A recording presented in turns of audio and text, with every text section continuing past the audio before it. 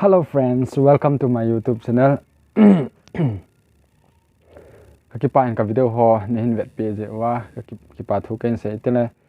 Facebook chungcha nihin do kinwin monetization dinga EPP criteria su chai dham na hilo le bol chai nga yam tin hin do kakipa in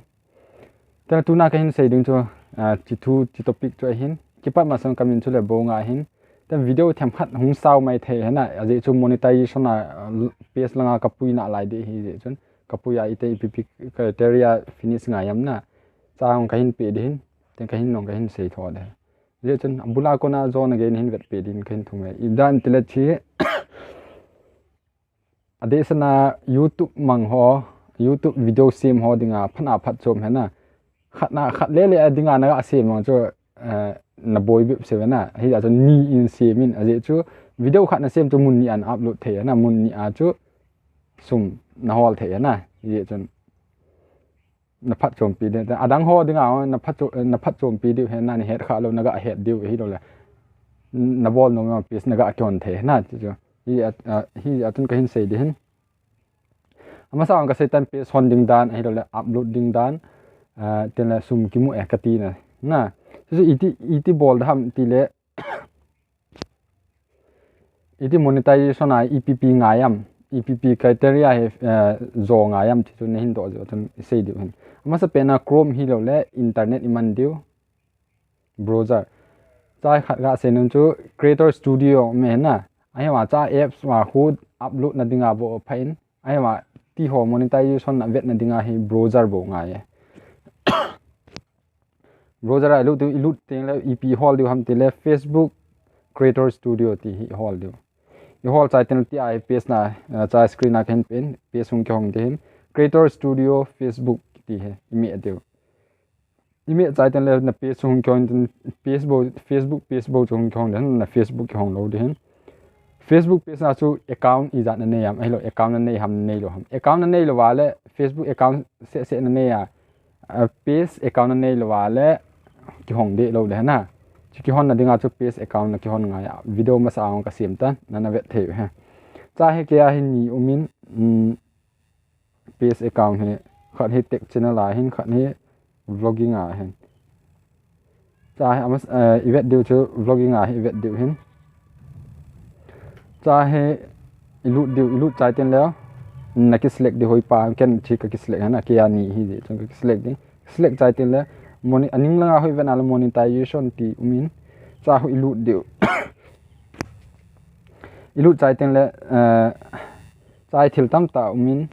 page eligibility kiti in you need to meet eligibility criteria to use monetization tools and some tool might be additional requirement review which page eligible and apply to access you will receive an email after your application has been received tin ano jang chun che le chun cha he ne account hoi pa cho ham chi chun hung ki sun de na la ya hi the follower chu hung de na follower chu i za chen pha tam na chu hung ki sun de ai ma chu tu a sei di chu monetization i za EPP nga yam na monetization bol dinga i za chen nga yam i za follower nga yam ti o chu sei di hi za chu aning la nga hona che ki na le aning ka te anoi la nga na chi a le in stream ads for on demand kiti hin cha he namu the first step ma chu ep vol ham tel 10,000 followers na 10,000 followers na nei nga ya Facebook a he 5,000 chung hi friend request friend on ki nei thelo hi wa cha hi 10,000 followers ti followers chu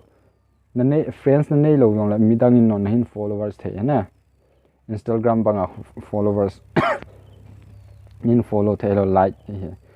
te no ya chu hi kina le 6 lakh total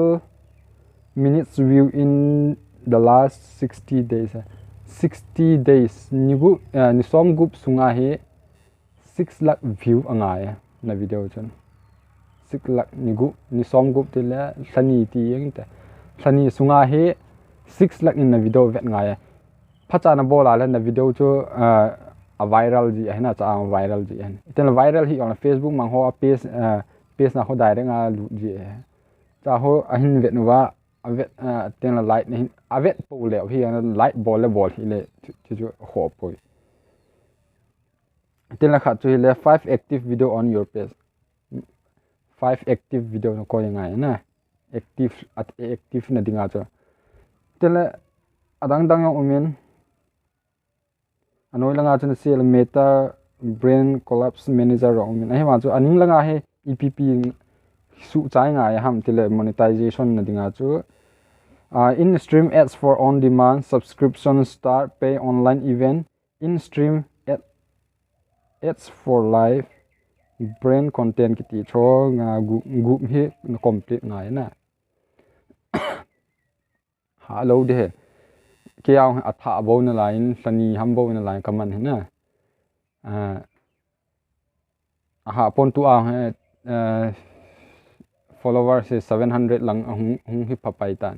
chom ka ana chi ken mi ka thot na hin follow in ong ka ti pon ti ai ka koi la min ai khat ne ha avet no ma la na tabang cho hin video tu aga sei nom pen cho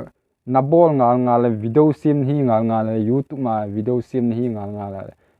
youtube ma le le facebook na koi dinga na phat chum de na cha he a hi cho a chi ding chu ni internet sorry na internet pek bo chu them khat naman hat di bo hin na ai wa cho a walk ki teng le ana to hi ki banga ha langa video na same ding ai lo le ps le no na video na same sanga chu youtube no na video na same sanga chu na same chu munni in the en na munni in mangin chuna la pi the ti ga sei do hen cha he ga sei banga chu na bon cha he 6 point hin na complete jo tin le chun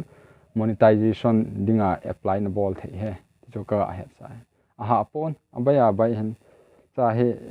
kisu boina diong umpon content sim kho ngai pon na content sim ma cha an up lu di bo he aha pon hi chun naman na phat chom pi la naman the hen mang te te nyong ka ti pon mang hi nong ka ti poi na nang ho thu hen ka hin sei di bo thu hen ten la kon khan he atha na head low lai direct chi video na head low lai le video ke sim sa omin cho na hin che nga na ga ve thena page iti hon tham iti video upload tham bo na ka sim hitan facebook chung changa